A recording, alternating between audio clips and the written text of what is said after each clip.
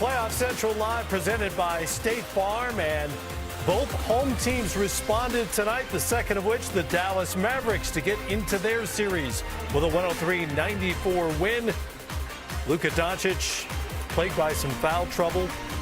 Otherwise, very solid on the night, 26, 13, and 9. Just missed out on his fourth career postseason triple-double. That's Sam Mitchell right over there. I'm Matt Weiner. You're you. We appreciate you being there. Got a series now with this Mavericks-Suns encounter. It's amazing how bad teams look on the road, and then they come home, sleep in their own beds in front of their home crowd. Yeah. Totally different, right? Yeah, both of these games tonight, speaking of the Philly-Miami game and this one, both of them were offensive grinds in the first half in particular. Chris Paul, on his 37th birthday, he's been phenomenal. He was amazing in Game 2 in particular. Weird night in terms of turnovers. He had 7 in the first half alone, most he's ever had in a playoff half.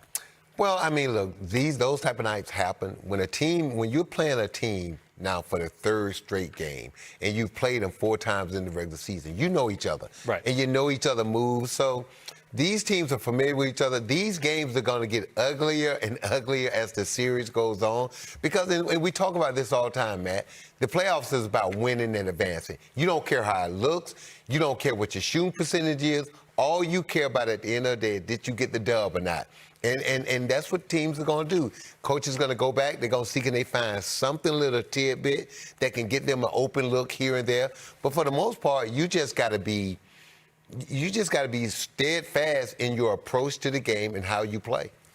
Much better defensive intensity with their backs against the wall for the Dallas Mavericks in this game.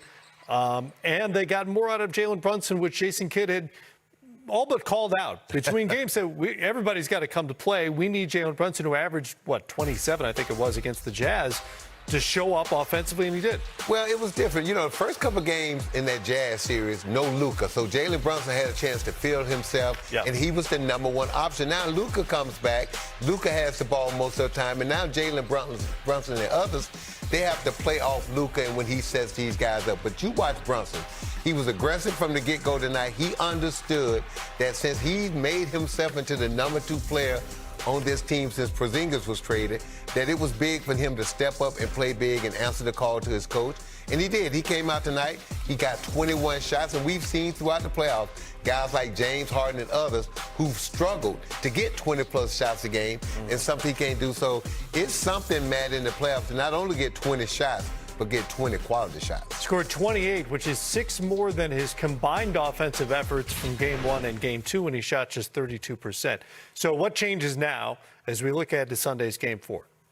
Well, I just think if you're Monty Williams, you're just going to go back and say one thing the Phoenix Suns haven't done. They haven't lost 2 games in a row all season. And 2, you don't expect Chris Paul to have another nightmare game. At one point, he had just as many turnovers as points. Yeah. And we're not going to see that again. And everybody in a 7-game series, man, is going to have a clunker here and there. So I expect Phoenix to do what they've done all year. They've been the best team in all the NBA on the road. So they'll draw back on that experience. They'll come out in Game 4, and they'll play a lot better. Because, again, Dallas was the more desperate team tonight, and they played like it.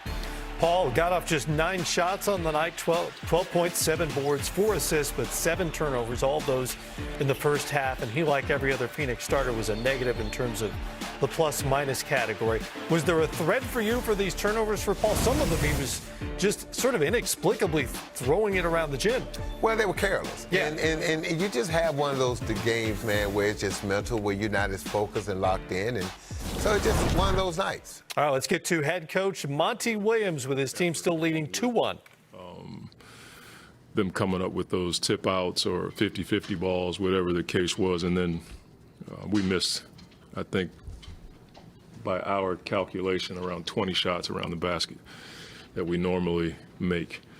You know, when you see us at 94 points and 23 assists, like that's just not a typical game for us, but they brought it.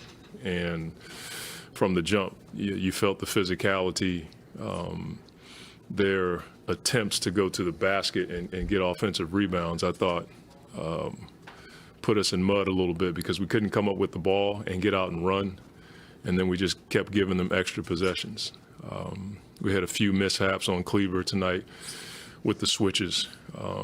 lack of communication or just execution. We'll be better in those categories. All of those categories will be better on Sunday. It's so rare to see Chris that many turnovers. Was it something that Dallas did differently? I'm sure there was, a bit more pressure on the ball or hands in lanes to get deflections, that kind of thing. I didn't feel like we had a rhythm tonight on offense, to be straight with you, at all. You saw flashes of it, but we just didn't have the same kind of offensive connection that we had in Phoenix. And that some of that is to be expected when you're playing against a team and you're up 2 games. You know they're going to come out and hit you in the mouth. But I thought we could have settled down a little bit more on offense, especially when we had the ball jumping around the gym the way that we did from a turnover perspective. And even late in the game, though, you guys were still winnable. Yeah. Where you feel like they could get We just couldn't put it together. We came out in the second half. I forget what we cut it to, maybe 6 or 7, I forget. And then bam, bam, bam, it was back in the teens, and then we cut it again, and then we give up a 3 or a 50-50 ball for a 3. We just couldn't put it together. Tonight we played in sections, it felt like. And the bottom line is you have to give them credit. They guarded us full court tonight. They put pressure on us. They fought for real estate. Just inbounding the ball was tough for us tonight from the side. And then they mixed up some defenses. They went zone at times, and we didn't handle that well. And we missed a ton of shots around the basket. That's one of those things that when you don't make that shot and then they come back down and they're in transition, it's a double whammy. Monty, when you look at the offense compared to the first 2 games, was some of the struggles to you getting the balls to the second side than the shots that usually come? A little bit, yeah. I thought there were a few times where, 1, we turned it over, and 2, I didn't think we recognized where the open man was. In game 2, we had a number of first pass out, 0.5 drive, and it created offense. We didn't see that enough tonight. But the backside guy was wide open a few times, and we just didn't see it. So we'll look at the film and show the guys, and like I said, we'll be better on Sunday. In the second half, did you feel like the offense was starting to figure it out a bit? A little bit.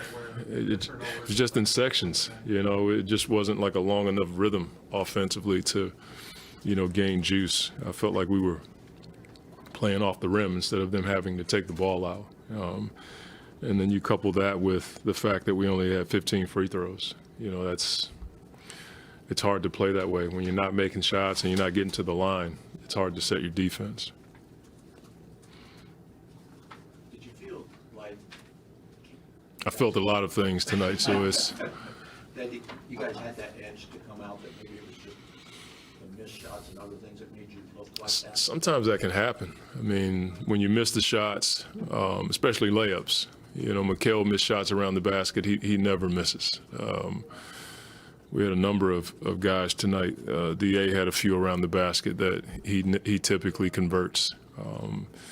It can be a bit of a deflation, but on the road you don't have time.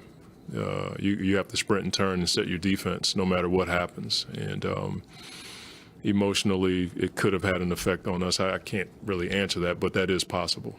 I know this is easier said than done. Was playing through and past the whistles an issue at all tonight?